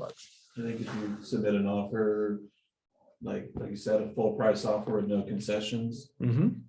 then you're not asking for closing costs. Not you're asking for closing costs. anything. That makes it a lot better. Generally speaking, if the seller sees that your offer is asking for closing costs, that gets put to the bottom of the pile, if there is a pile. Sometimes, like Mark's thing the other day, sometimes there is no pile, so you are the one, and you can negotiate that a little more. But if there is more than one, the two biggest things that sellers will turn off, well, I guess price is of course one, assuming the prices are all the same, is sellers' concessions, and if they have a home to sell, those usually get put at the bottom, right? Conveyances, earnest money, due diligence, the deadlines. What about the deadlines? I think a good timeline is very important. Mhm. To give, like, I see that, give the sellers time to accept, but, Okay, yeah. and, I found in the deals that I've done, especially again through DocuSigns going back and forth, sometimes you're right on the edge of getting the timeline, Yeah. accomplished and stuff. So Mhm. give yourself time on the timeline. And Yeah. I agree. A lot I of think- times your lender will even help you. Yeah. Timeline. And So I think Yep. selling a home, one time I had an offer that was like, yeah, they want you out in like 2 weeks though. And I'm like, well, that's just not gonna work. Yeah. I mean, how am I gonna? How you can do that? Like it was stressing, that offer stressed me out Yep. and I'm like, God. it's Which not is, gonna it work." goes back to our questions to the listing agent as a buyer. Like sometimes it won't work for a seller to close in a week, even if it's a Yeah. cash offer. They just don't want to do that. Or if they do, they need to have some extra time to stay in the home. And sometimes it's the opposite. So yeah, that's crucial to figure out. So again, we talked about matching the seller's timeline for the settlement date. I will say, as a general rule of thumb, the sooner you can close, the better, even if that means that you give the seller extra time to stay in the home through a lease back or extended possession, because things can happen. The buyer could lose a job, or they could get a car, or something crazy happens that suddenly they're not going to qualify. So to me, if I'm ever flexible on dates, I try as hard as I can not to extend the settlement date at all. Try and push it closer if anything, but not to extend that date.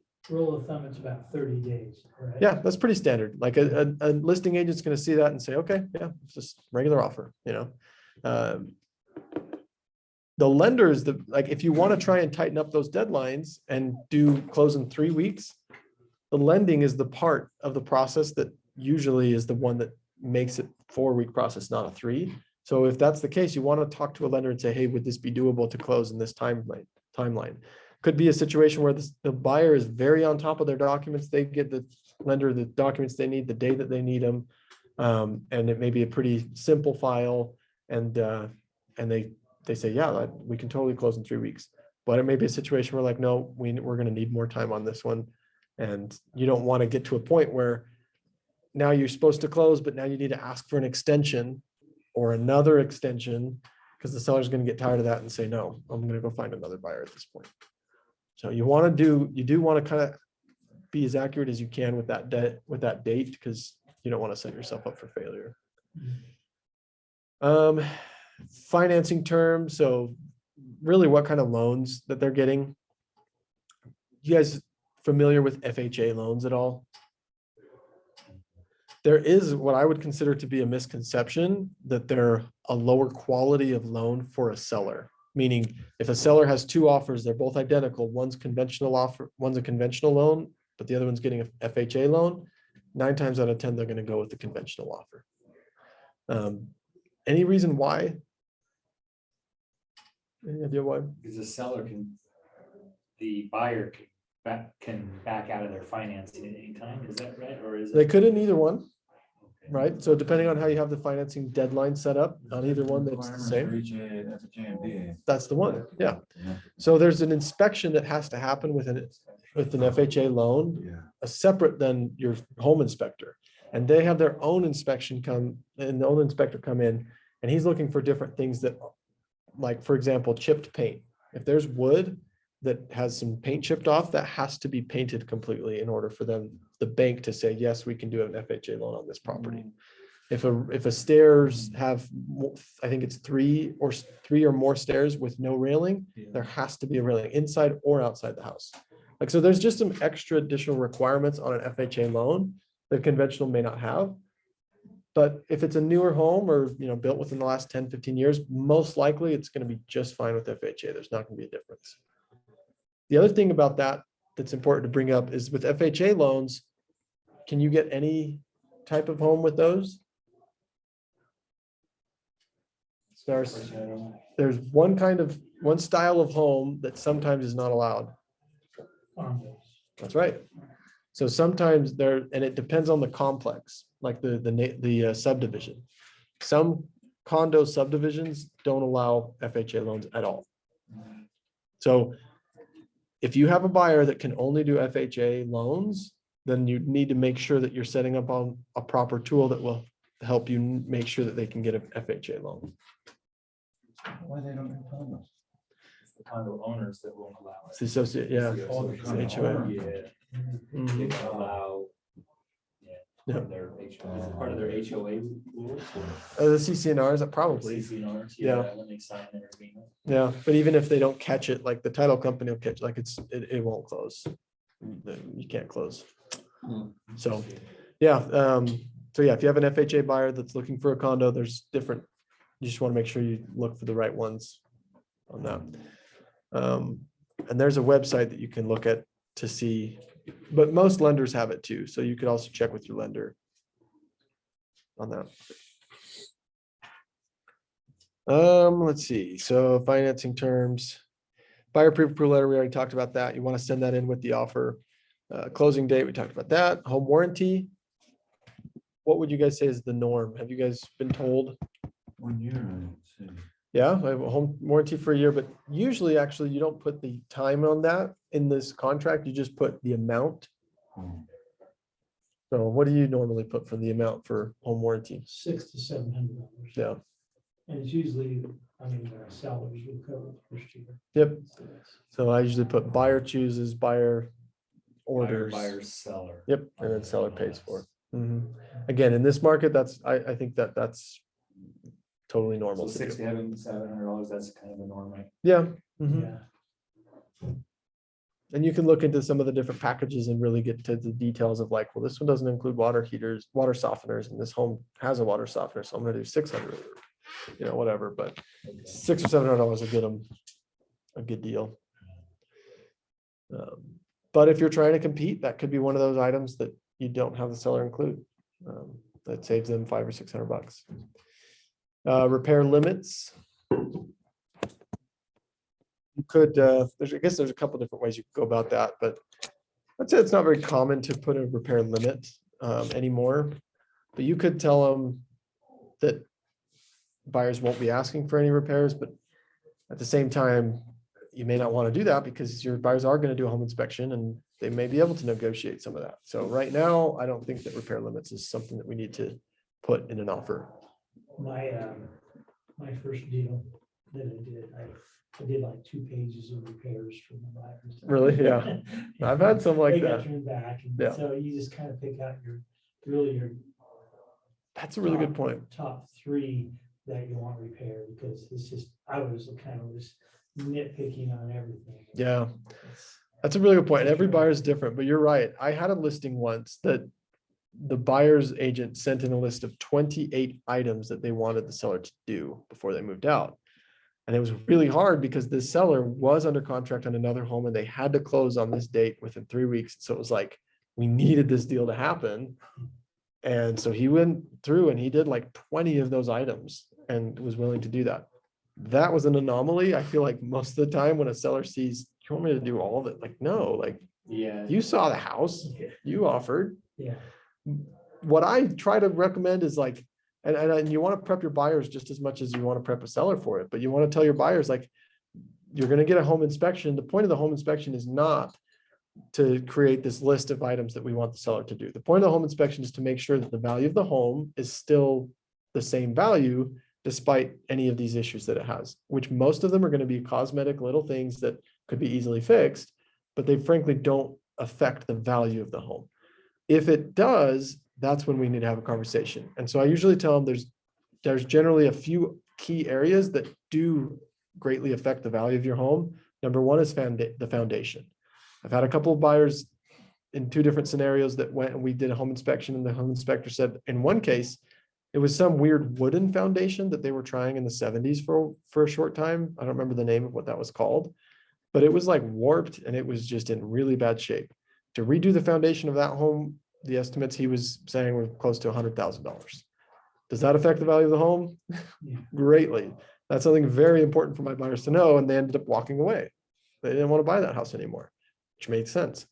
So the foundation is one of those key areas that they're looking for. Number 2 is the overall structure of the home. If there's a crack that goes from the foundation up to the ceiling, that could be an issue. There are sometimes cracks in like the stucco, for example, that are essentially meaningless. Like it may be cosmetic, maybe it doesn't look prettiest, but it doesn't affect the structure.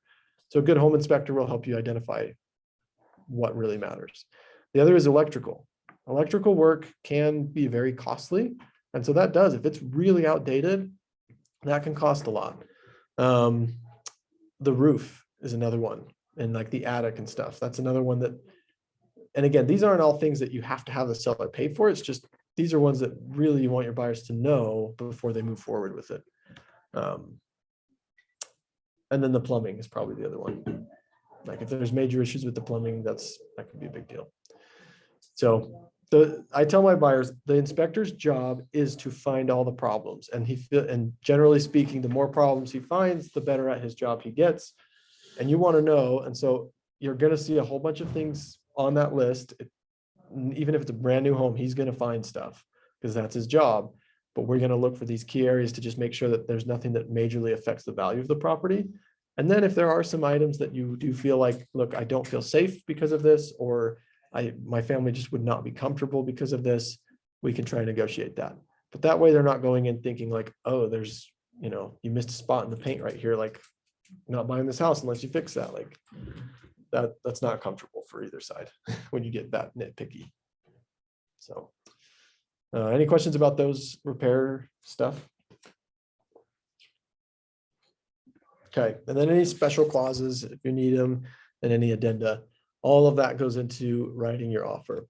There's some specific addenda that need to happen, such as if it's another agent in this brokerage, we need to do a limited agency addendum that discloses to both buyer and seller that there is what's it called?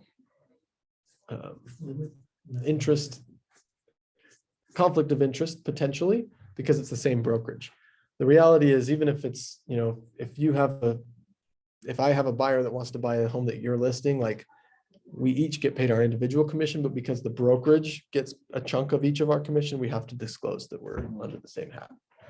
That only applies to any other agents in Keller Williams Westfield. If they're Keller Williams West Valley, doesn't matter, or South Valley or wherever else. So that's one addendum. Any other addendums that you guys can think of or have seen? that are like forms. There's a few others. There's solar panels. If they have solar panels, there's a solar panel addendum that needs to be included to figure out if they owe money on it, if they don't. There's the lease back. If you're allowing the seller to stay in the home for extra period of time, how much are they paying to stay there? And what day do they have to leave? And what condition does the house have to be If they in? do go through First Colony, don't we have to sign something saying that they're Oh, like in our building, but not a part of. yeah. KP So or there something? actually is a form that we have to get our buyers to sign separately outside the contract that states that, and same with the Real Advantage. But even if you're not using them, Oh, okay. you have to have that signed for every single buyer. What about painting, lead painted and Yeah, the lead-based paint, if it's built before 1976, 78, then you have to have that. Yeah, those are some great examples. That's some that you have to have. Also, if you are related to the person buying, you have to have a, Nowadays, more and more people are getting solar. Do you see a lot of people that want to take their panels with them, or is it mostly like, it's just mostly not. staying on the home? Okay. Yeah, but the unfortunate thing is that we still have not seen very much of an impact on the home value with solar panels. Yeah.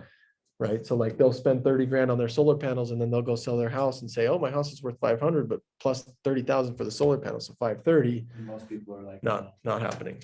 They may get 505 if they're lucky. Yeah, Like yeah. it's just not. you talk about a percentage? No, and I want to look at the data. I've actually wanted to do that and like go through and really see, but just on the general feeling of I've gotten from my buyers and talking with other agents, like there's just not much value. Like if there's two homes that are identical, one's for 500, one's for 530 because it has solar panels, they're going to go with the 500 almost every time. So, or if they do go with the solar panel one, again, it's only a few $1,000 extra that they might offer, not 30. Administrative percentage of their investment. Yeah, which is sad. Depreciation. Well, solar panel depreciation. No, I don't know. That's a good Well, I question. mean, you buy 30,000, it's not worth it. the money. Yeah, It's like a exactly. Super improvement on your, you'll never get the money on it. Yep. It's like rebuilding an old car.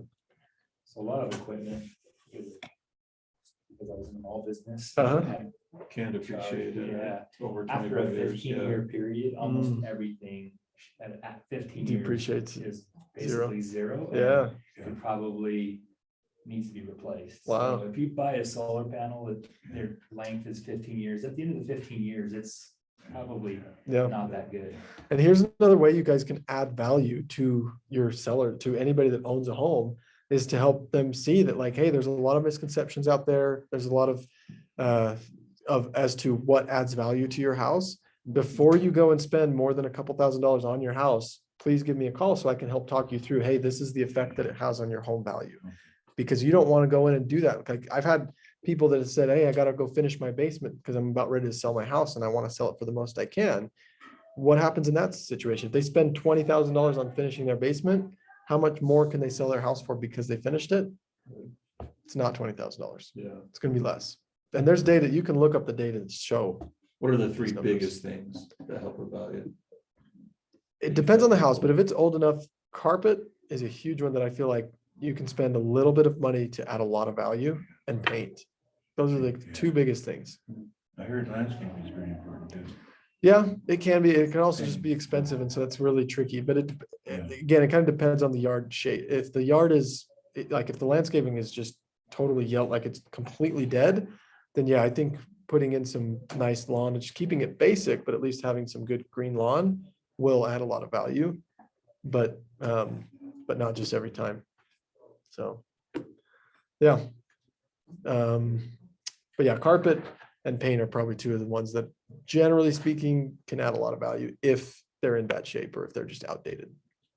Like, okay. Not just help the home sell, like you're saying actual value. Really? Both. Okay. Yeah.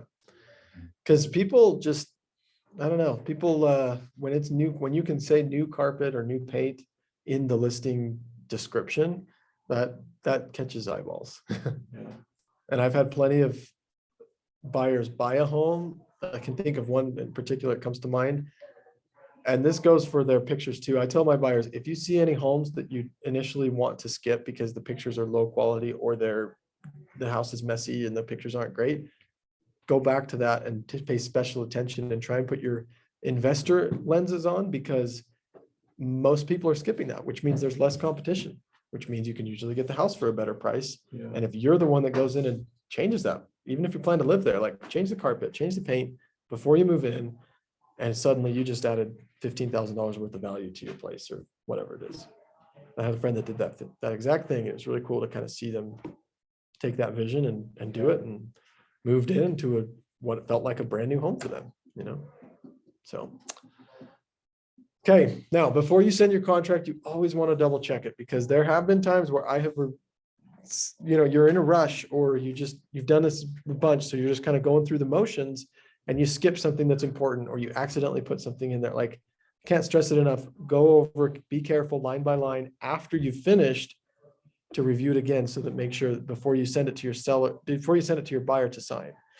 Because it's not like it's the end of the world, but it's never fun to send my client, the buyer, a contract and have them look over it and sign it, and they'd be like, oh, you messed up here, or oh, you did this wrong. And I'm like, that's my job, right? Now, if you have an assistant or somebody like Jen or a transaction coordinator that can also be your separate eyeballs, I think that's really helpful. But I've had it a couple of times where I've sent it to my buyer and they point out something, hey, I told you to write this, or you forgot to include the fridge. Like, those are some hard things. Do you use Jen, or do you have your own? I have my own, yeah. Yep. But Jen's awesome. Yeah, she does great. I want to be like you. Oh, yeah, right. No, she's just a friend of mine that we've known for years, and she wanted to get a real estate license, and I told her that I'd like train her up and stuff. So yeah, she's been working with me for almost 2 years. Nice. Be sure your buyer understands the contract. I'll tell you what I do, and then you guys make whatever choices you want as far as this goes. It's a wordy document. There's 7 pages. I have buyers that don't read any of it, and they'll literally sign within 1 minute of me sending it to them. So I know they didn't read it. And sometimes they'll text me and say, hey, I'm trusting you did this right. And I'm like, whew, that's a lot of pressure, right? Please read it. But regardless, I don't specifically go through every detail of every line item with my buyer. I think that takes a lot of time. When, you know, of all the transactions I've done, I've only had maybe 2 clients that really cared for me to do that. And so what I'll do is just tell them, say, hey, just sent over the offer. Here are a couple of the key points. This is the price we offered. This is the, you know, you'll see an addendum 2 that we asked for $5,000 of closing costs or whatever. Just a couple of the key items that I know that are really important to my buyer. And then I'll just tell them, please reach out to me if you have any questions before signing. I'm more than happy to go into detail onto any or all of this document. And what happens most of the time is occasionally they'll have a question or 2 and that's it. But it's only happened, like I said, maybe twice that they've called and said like, hey, go over every line with me. I want to understand this really well. They're hiring you as a realtor because they trust you. And so they trust that you did this right. So you want to make sure you do it right. So that's what I do. Review details like price, closing date, inspection, contingencies, conveyances. When I send the offer to the listing agent, I'll do that same thing, but I also will have a couple of bullet points, and I'll say, hey, thanks for your hard work and bringing this listing to the market. I actually have a template, an email template that I made, and I just copy and paste it every time to make my job easier. Just put the new name, you know, replace the name of the client, replace the date, whatever. And I'll just say, here are a few key points to how they wanted to structure their offer. And then I'll have a couple bullet points. Purchase price of this, offering a lease back to this date, you know, whatever points that I really want to make sure that seller knows that matched what they told me they wanted, or that I feel like that might help the offer stand out to other offers. I've had it a couple of times where I sent in a lease back and I found out after the fact that the agent didn't even know what that was. And so, like, to me, that was really sad because the seller had expressed that they wanted that, but the agent wasn't familiar with that document. And so he didn't even know how to describe that to his clients. He thought it was too confusing. And so that's why our offer got pushed to the side. And at that point I was like, oh my gosh, like that's when I came up with the idea to do the bullet points in the offer so that like I can clearly state this is what we're offering. You'll see in the offer that that's the case, but I just want you to know, like, don't miss this. Right. So that's probably a good idea. Know what's essential in the area. Know standard or common terms for offers in your area. avoid a rookie agent mistakes. All right. I don't have anything more to add to those. Any questions about that? Okay, I think we're ready for some ahas. I've talked about these two along the way, so we're not really going to spend a ton of time, but maybe we'll go through them and see if there's any points we missed. Is everyone okay on time? We got maybe 10 minutes left. Okay, sweet.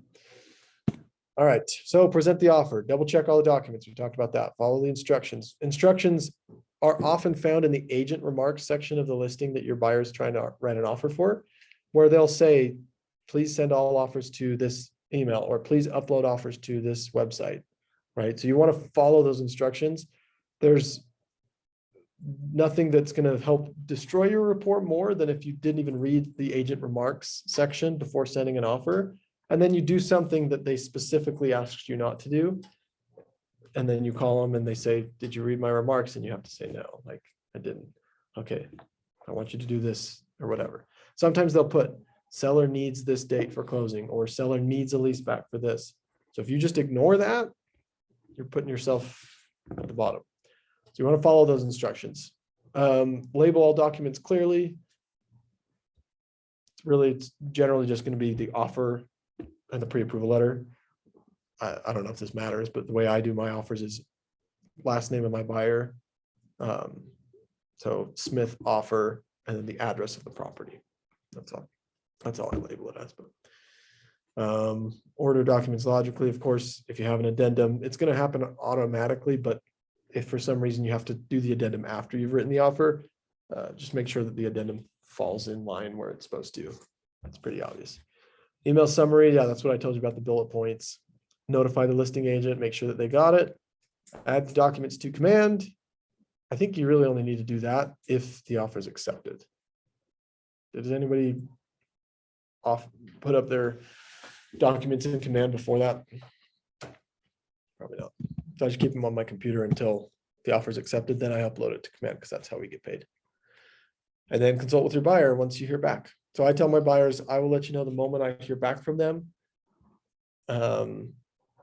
If I don't hear anything by tomorrow, I'll give them a call and reach out and then let you know. That way they're not bugging me every hour, feeling like, have you heard anything? You heard anything? Like, once I know, you'll know. Okay, and then receive and respond when you're on the listing side. So this is the first time that we'll talk about that in depth. When you're looking over the offers, I have a spreadsheet that I made that outlines, it's like a net sheet. So when I'm talking to my sellers before we even list the home, we'll go over this. If we sell your home for this much, this is what's going to happen. Like, this is how much money you're actually going to walk away with. So it'll detail, this is how much you're paying in commissions. This is how much the title fees are going to be. This is how much like the HOA payment is going to be, the HOA payoff fee, the transfer fee. I go through all those little details of what it is so that they can see. And again, it's happened a couple of times where I've had that conversation. They see how much money they'll actually walk away with. And oftentimes they'll be like, yeah, that's not going to get us what we need. We're going to wait to sell. Is that okay? Yeah. I would much rather them know that at that moment, long before we list the house, than to get to the closing table. How would their feelings be with me if that's the case? Yeah. And Clay talked about this yesterday, right, guys? And I think it's so spot on. Like, that's the moment, like that's the biggest deal for them, is how much money are they getting from this house? And if it's $30,000 less than what they thought they would, because you as an agent didn't go over how much they're going to be getting long before this happened, then that's on you, right? To me, in order for them to make a decision as to whether they want to sell or move or do whatever, they need to know the accurate numbers of how much it's going to be. And how do people calculate that on their own? They don't know. And that's okay. Like, they're not supposed to know. It's not their job. They may have never sold a house in their life. They don't know what fees are associated with that. But we as agents are the professionals. We know what those fees are. We can find out, and we can clearly go over those so that they can make whatever decision is right for them. That way, when the time is right for them, they can come back to you, as opposed to maybe you do get that deal. That's a situation where you kind of I don't want to say cheat your way through that one, but you didn't do an effective job. Maybe you still get that closing because they closed, you're going to get paid, but they're never going to come back to you again. So are you wanting to do a transactional business, or are you wanting to do like a relationship business that people continue to come back to you for? So then when the offer comes in, I have that same net sheet on the next line. I'll put, this is this offer. How does this compare to the estimates that we had before? Well, they're not asking you to pay the HOA transfer fee. They're going to pay it. So sweet, that's $0 you have to pay here. And, you know, they're offered a little higher than what we wanted. So we'll adjust that here. And this is how much you're coming away with. Does Are that there work? some for you? net sheets or some apps or something that that help figure that out as well? Not that I know of, to be honest. What I did was looked at the settlement statement of previous closings that I had and figured out, okay, this is what they're charging. And I put those into my spreadsheet. And so you can estimate the title fees because every title company is going to have a fee sheet that you can say, okay, if it sells for 480, this is how much the price is going to be. I usually on that one add an extra $500 just because sometimes there's extra fees that they have. And again, I'd rather, you've heard of under promise, over deliver. It's one of those where like, if 400,000 net works for my seller, well, then if they end up getting anything more than that, they're going to be very happy with me. And so I'd rather over quote just a little bit. I don't want to do too much because then I don't want them to feel like they can't get what they need, but just enough to cover my bases so that they can get a little more, hopefully. Can we get what you have? Yeah, I could send you what I have. I'd be happy to. Mhm. Yeah, and the cool thing about this is if you do end up getting multiple offers, you can easily plug them in. Maybe one offers for 480, but it has worse terms, but then one offers for 470, but it has better terms. So their net is actually higher on the 470 offer than the 480. What I would do in that situation is I would go back to the 470 and say, hey, we have another offer that's a little bit higher than yours, but your terms are better. Would you be able to match their price? And if they say yes, then you get the best of both worlds. So, but yeah, I can share that with you. I don't know how to share things, but I will figure out. How do you guys get stuff? Are you in? Can you put it like in the game? Actually, if you just, before we go, just make sure I have your email, and then I'll email it to you. It'll be good. Okay. Get offer to seller in timely manner. That's obvious. You want to sell it. You want to send it as soon as you can. Create an executive summary. Oh, I see. Sorry, I was putting my buyer hat on. We're talking to the sellers. Get the offer to the seller in a timely manner. Oh, thank you.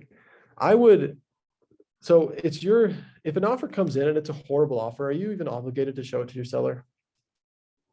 Yeah. 100%. You show them everything. That's the law, isn't Yep, that's the law. It's You your have to fiduciary present all duty. Mhm. So the timely manner thing, that's the part where it's up to you.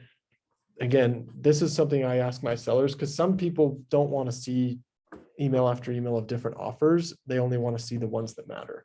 And so I'll ask my sellers, would you like me to send you the offers as soon as they come in, or would you like me to put them into a spreadsheet and then send them to you all at once? And then whatever they decide. Some people like that method better. And that way I just put it in the spreadsheet and then I say, okay, we'll review offers on Monday. That's when we'll go over each offer in detail or whatever. Where we're not in a situation where we're likely to get a ton of multiple offers right now, then usually when it comes in, I'll call the seller after I plug it into my spreadsheet so that I can tell them, hey, offer just came in. These are some of the details. If I'll send it over to you, but what would you like to do? Or they may want to think about it or whatever. And then let the buyers, I always on the opposite end will confirm to whoever sends me the offer, thanks for sending, just so that they know that, hey, I got it, whether it's in text or email. Call the lender. This one's very important. Oh, I guess some places don't allow that. That's weird. Here we do. And I think it's very important. Especially with interest rates changing. If you get a pre-approval letter that was from somebody and the date is May, why would that maybe be a concern? Like usually credit, sometimes it's only good for 30 days or, Okay. I mean, That credit may have changed by then. What has happened with interest rates? gone up a lot. They've gone up a lot, which affects what on the buyer's end? Can they even? Their affordability, right? Yeah. So if they qualified for 600,000, this home is 600,000, but that was 3 months ago. more than likely they may not qualify now, unless the lender just put that price, but they really could do more, which does happen. But regardless, I want to find out. So before my sellers I don't do this on every single offer. If you get a ton of offers, you get 10 offers, it's a waste of time to call every single lender. I would take the top few offers, then call those lenders. But that way I can show my sellers, hey, these are the offers that are the top. I've called all of their lenders. From what I can see, they all still have their jobs. There's no issues. They have enough down payment. Sometimes they don't. Sometimes the lender may tell you something that may be of concern or be at least good for the sellers to be aware of before proceeding with an offer. Hopefully your lenders on their A game, when they are calling. Yeah. The agent anyway. How strong It's true. the offer is. Sometimes, yeah, you'll get that call before you even have a chance to call them and they say, oh, sweet, that's even better. And then whenever I get those calls, to me, I get an extra little star because if all else is the same, that proactiveness of the lender to call me means that to me that they're also doing that for their buyer, that they're proactive and on top of things. And so that does build a little more rapport. If an offer is $10,000 better than that one, I don't think that's enough to jump over, right? But if they're pretty equal, so these are all these little things that you can do to just really add a little more value.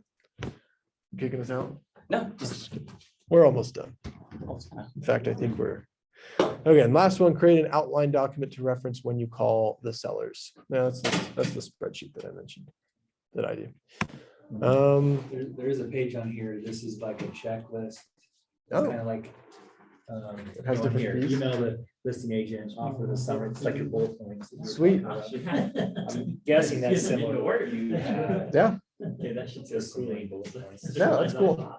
yeah, that's pretty much Sales what I have. price, the closing date, the finance pre-approval. And of all the offers I've ever received as a listing agent, there's only been a handful that have had it like this. But when I do get those, I think the same thing that we just talked about the lender, like this agent is on top of, and like what Clay said about that random agent, like this is a good agent. When I know I have a good agent on the other side, it's a lot easier. And I do have more trust that this thing is going to happen, right? Clay mentioned yesterday too, that's really important that sometimes you do kind of have to do both jobs. That happens a lot. But when it doesn't need to happen and you have choices, it's better not to have to worry about that, deadlines are going to be met and things are going to happen when they're supposed to. Okay. All right, so we've talked about all this. Once they reach a decision, at what point are you under contract? I know. Acceptance. Okay, what does acceptance mean? Written. Written, yeah, Written acceptance. and it has to be done at or before the time, the deadline. What happens if they sign it after that deadline? Are you under contract? What do you have to do? get an addendum extending the, Have to get an addendum. which actually happens a ton. It does happen a lot, which, yeah, that's a good point. I have learned that if I am offering, like if I have a buyer and I send in an offer and say, hey, I want you to sign by 10 o'clock tomorrow, more than likely that's not going to happen unless the seller beforehand already told me, the seller's agent told me that that's fine. But if I do that, to me, when I've received those on the listing side, to me, that just shows that they're trying to pressure us into a situation, and I'm not okay with that. And the reality is if the seller wants that offer, they're going to take it. And if the buyer is only offering till 10 a.m., do you think they'll accept that same offer 2 hours later? Yeah, they will. So there's time but then it just creates more work for everybody if you don't do that. And the same applies throughout the process. If you don't have a TC that's doing this, like make sure that you're offering enough time for people to sign and understanding the seller situation or the buyers, whatever's the opposite side. Because there's sometimes where they don't use DocuSign and they only pen and paper, and they're going to need a couple of days to sign a document, not just 5 hours. So you want to make sure that you know what that's like, but just offer enough time so that there's plenty of time for them to get it done. Because it is stressful thinking like, we've got 5 minutes to get that document over, I'd say right? give your client plenty of time too, because like the worst is when you start going past, like they have until like 5 p.m. tomorrow to accept this deadline, like your own client, and then they don't accept. Yeah. And then you have to make an addendum to adjust the deadlines all up into that point. And then Right. like if they don't accept that addendum, you have to do another. So I just Well, I'm curious though to know, Jordan, Mhm. and I've always wondered this. Does it only matter the acceptance of the last addendum? Is that kind of the rule of thumb? Because like, let's say like my rep C is till 5 PM tomorrow. Yeah. And that's great. Or let's say they don't accept that, right? And then we submit an addendum the next day that says this is, before 5 PM and they sign that addendum. Mhm. And it's, obviously that addendum is connected to the rep seat, then is Right. the rep seat now executory and it's. The way I do it to be safe, because I remember taking a class from Peter Christensen, who's the CEO of UCAR. UCAR, yeah. And he kind of recommended, just to be safe, outline it all. Yeah, okay. And Kind of that's- repeat that right. again. The answer is probably that the judge would favor that, hey, you signed another contract, so clearly you meant that this whole thing Yeah, is because it's valid. referencing the rep seat. But Okay. just to be safe, put a bullet point, like it doesn't hurt to take an extra 2 seconds to just put, All, deadline for addendum 1 to be yeah, today at 5. Like, Yeah. I think that just makes everything cleaner and clearer, and it's like, there's no question, this is what everyone's talking about. I agree. Because that's really what the purpose of this paperwork is to make sure that like, if you show this to a third party, they know exactly what details are talked about. Like they know what's happening, who's doing what, at what time. They can clearly see that everybody's on the same page. Yeah, So, okay. Okay, so again, just because there's a lot of info thrown there. So Yeah. in today's market, you have a buyer, you want to throw in an offer. I feel like most of them that I've always seen, it really is like the next day at 5 PM. Yeah. So Yeah. are you saying? that's pretty standard. Okay, Yeah. so you're saying to stay with that, or would you give 2 days? I mean, I would or- call the listing agent and just Say, double check and say, hey, it's okay. tomorrow at 5, a great response time. And sometimes they'll be like, we're not even gonna, we can't even meet We're on until vacation. Thursday. Yeah. So And so it's, then- Talk to the yeah. Okay, listing we'll put agent. Thursday. And then in this market too, it's like, like last 2 years has been like, like they will accept an offer, but Mhm. I think in this market, it's like, I guess it could go both ways, right? Because it's like, hey, they don't have any offers, so Yeah. pressure them to accept, but then at the same time, it's like, hey, they don't have any offers, like why pressure them? So Yeah. I guess it kind of depends on the seller's circumstance. Yeah, because you want to have urgency, but I think pressure is like the negative opposite of what urgency is. We want to build urgency. We don't want them to feel pressured. Sure. Because we want them to make a decision on their own that they can get behind and not just feel like later, I only did this because he was pressuring me to do it. Like, we don't want that. So, but yeah, that's what I do, is just find out. But generally speaking, next day by 5 PM is kind of like the unwritten rule of how we do things by default, unless that needs to change. So with addendum, things like that, that's usually enough time. So, okay, well, any last ahas or questions? It's perfect. Oh, I guess we're 4 minutes over. I'm sorry. Thing I want to bring up on all this is, and what I've learned through, through all my buyers that I've done is communication. Yeah. And after the deal is done, I always go back to my buyers and ask them, what could I have done better? Was Smart. there anything? And through my first couple, it was communication. Just let us know. Don't let them call you, have them, Yep. you call them. Be proactive in the communication. I agree. I would second that. That's probably the biggest complaint of any buyer, anybody working with a real estate agent, is lack of communication. So we may think like we're doing enough, but most people probably need more. And again, goes back to the same principle, just ask them.